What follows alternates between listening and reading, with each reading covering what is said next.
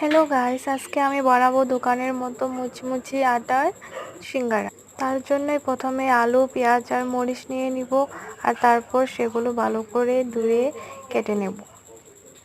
এরপর আটায় সামান্য লবণ আর জিরে গুঁড়ো দিয়ে আটার ডো বানিয়ে নেব। আটার ডো বানিয়ে নেওয়ার পর আমি কড়াইয়াত অল্প তেল দিয়ে কেটে রাখা আলু, পেঁয়াজ আর মরিচগুলো ভালো করে ভেজে নেব। তারপর সামান্য হলুদের গুঁড়ো, লবণ, গুঁড়ামরিচ, জিরে গুঁড়ো দিয়ে ভালো করে ভেজে নেব। ভাজা শেষ হয়ে গেলে সিঙ্গারাগুলো বানিয়ে নেব একে একে সবগুলো সুন্দর করে।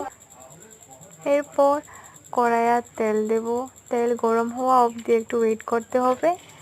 তারপর সিঙ্গারাগুলো একের পর এক দিয়ে দেব।